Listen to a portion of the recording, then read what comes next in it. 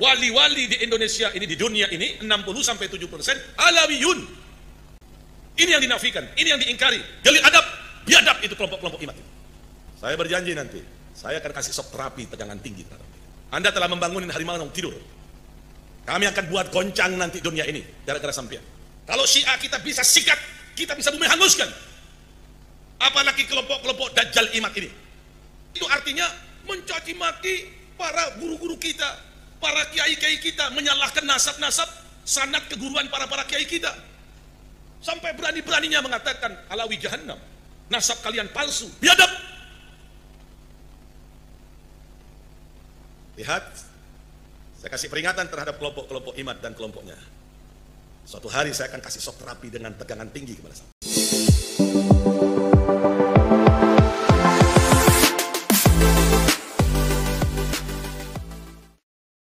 Assalamualaikum warahmatullahi ta'ala wabarakatuh. Video Habib Muhdar Tanggul viral beberapa bulan lalu ketika mengisi pengajian bersama jemaahnya. Beliau sempat membahas Imam Ubaidillah sebagai anak kandung daripada Imam Ahmad bin Isa al-Muhajir. Kata Habib Muhdar, Ubaidillah nama lain daripada Abdullah, karena di jamak tasghir lafadz Abdullah menjadi Ubaidillah.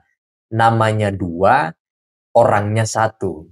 Habib Muhdar saat itu marah besar kepada Kiai Haji Imaduddin dan kelompoknya, sampai-sampai beliau mengeluarkan kalimat akan memberikan shock terapi tegangan tinggi kalau timnya Kiai Imad masih terus-menerus mengorek-ngorek nasab Habaib Alwi.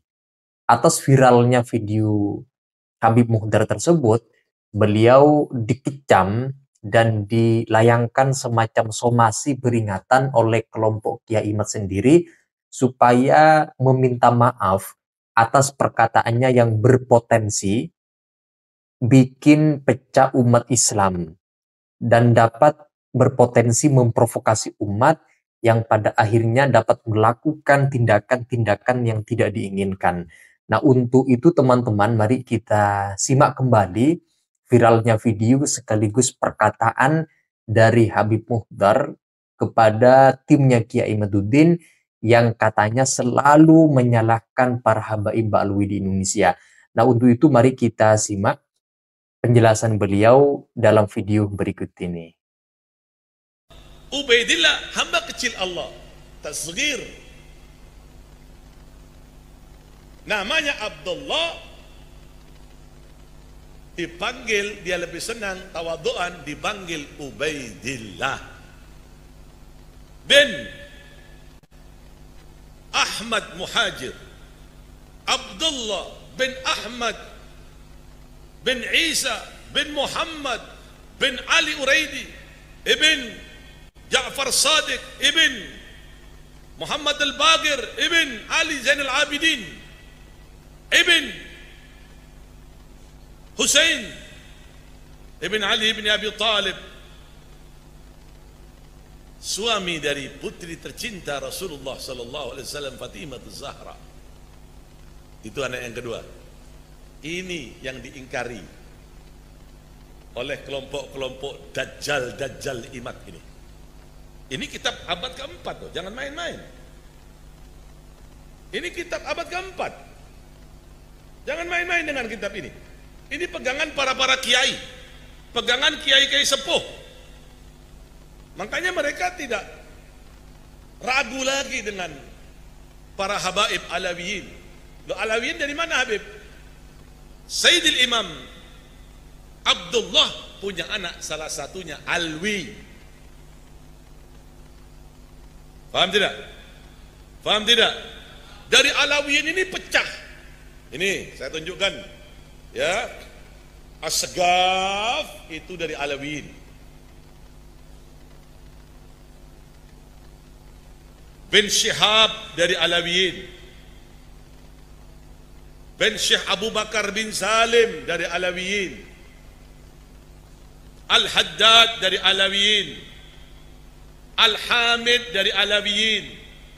Al-Attas dari Alawiyin. Al-Jufri dari Alawiyin, Bah Hashim dari Alawiyin, banyak para kabir, hampir mayoritas wali-wali di Indonesia ini, di dunia ini 60-70% Alawiyun. Ini yang dinafikan, ini yang diingkari. Galil adab, biadab itu kelompok-kelompok imat itu. Saya berjanji nanti saya akan kasih shock terapi tegangan tinggi terhadap mereka. Jangan macam-macam. Anda telah membangunin harimau yang tidur. Kami akan buat goncang nanti dunia ini gara-gara sampean. Yang ketiga siapa? Yang ketiga anak dari Ahmad Muhajir ini adalah Ali bin Ahmad ibn Isa ibn Muhammad ibn Ali Uraidi ibn Ja'far Sadiq ibn Muhammad Al-Bagir ibn Ali Zain Al-Abidin ibn Husain ibn Ali ibn Abi Talib,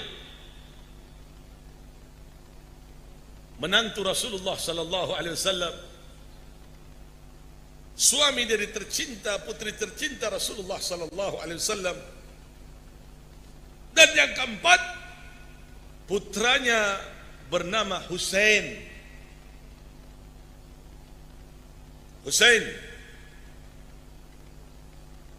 bin Ahmad bin Isa ibn Muhammad ibn Ali Uraidi ibn Ja'far Sadiq ibn Muhammad Al-Bagir ibn Ali Zain Al-Abidin ibn Husain ibn Ali ibn Abi Talib. Jadi empat-empatnya ini anak dari Imam Muhajir Ahmad bin Isa.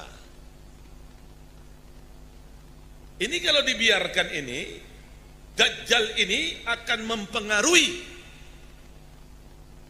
orang-orang awam. Betul? Betul? Saya harus membuka dengan ilmiah. Betul? Saya harus membuka dengan kitabnya. Kitab ini tidak ada yang membantah kitab ini kecuali aliran sesat Wahabi dan Syiah. Imat selalu mengambil kata-kata dari Bimbas, selalu mengambil kata-kata dari Syekh Mikbil.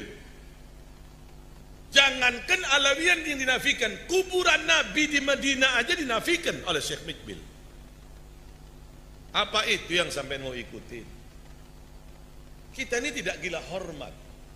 Tapi pada saat dia mengatakan Alawi Jahannam, Alawiyin Jahannam, tunggu. Suatu saat kalian akan bertemu dengan saya nanti.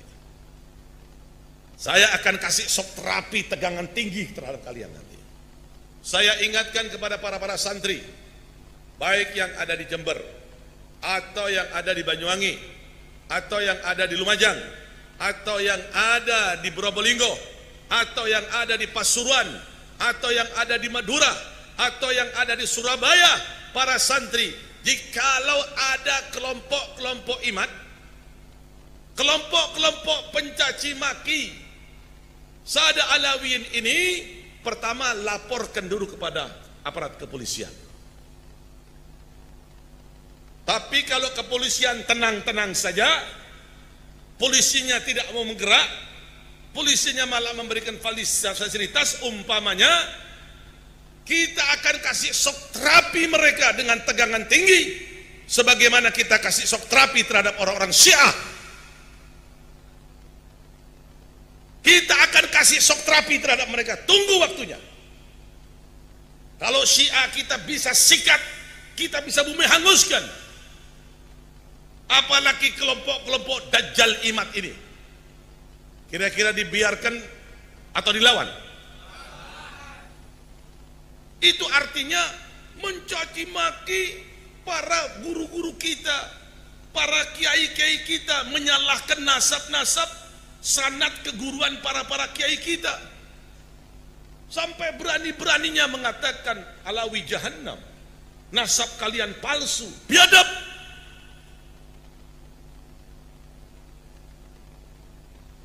Lihat, saya kasih peringatan terhadap kelompok-kelompok Imad dan kelompoknya. Suatu hari saya akan kasih shock terapi dengan tegangan tinggi kepada saya.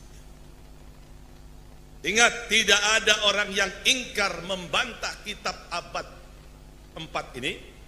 Abna li imam, anak-anak daripada imam, fil masri wa syam, wal hasani wal husain. Ini kitab abad keempat yang dipakai sama si Imad itu hanya di abad ke-7. Itu banyak kedustaan, banyak bohong, banyak dikabur-kaburkan. Saya meneliti terus apa yang dia omongkan. Saya meneliti dalam kitab-kitab mereka yang lain. Saya akan bongkar. Nanti ada waktu, apa yang dia baca saya akan bongkar semuanya. Ada kepalsuan di dalamnya, ada yang dikaburkan, ada yang ditutup-tutupi. Ada apa sebetulnya? Kenapa kalian benci kepada para habaib? Apa salah mereka sada alawiyin?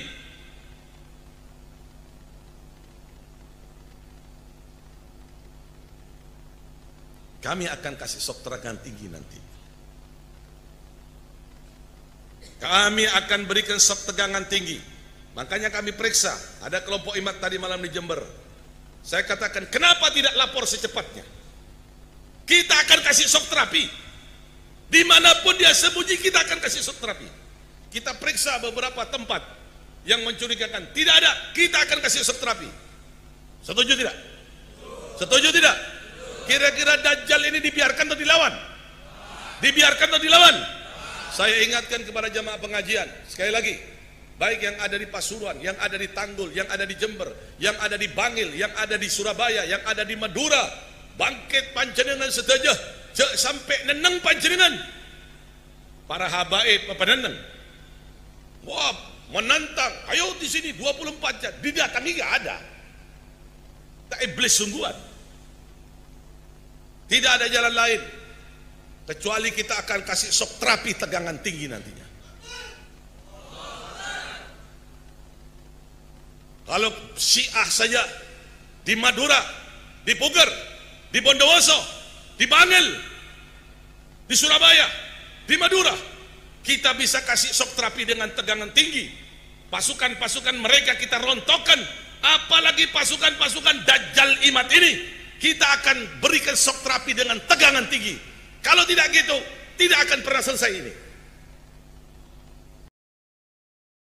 Komentar Habib Muhdar Tanggul yang berusaha kita simak, beliau mengajak kepada santri-santrinya, masyarakat secara umum, kalau ada kelompok Kiai Imaduddin dimanapun berada, segera laporkan kepada pihak kepolisian.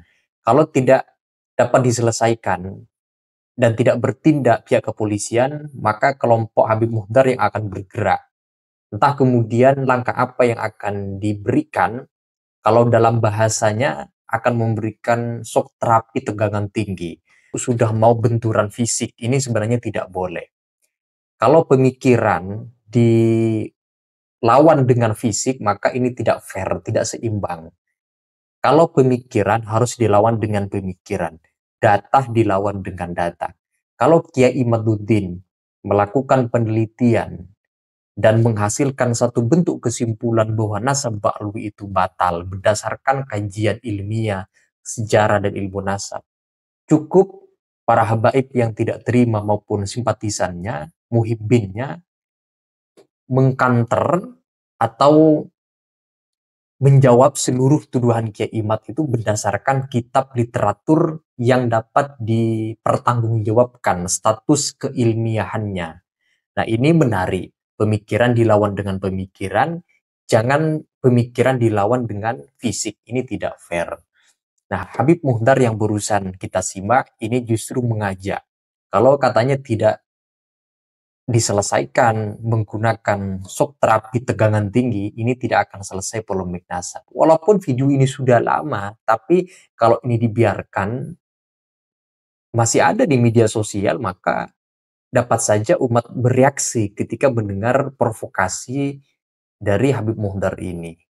Itu saja teman-teman, silakan tulis pendapat dan argumentasi kalian di kolom komentar. Sekian dari saya, wassalamualaikum warahmatullahi wabarakatuh.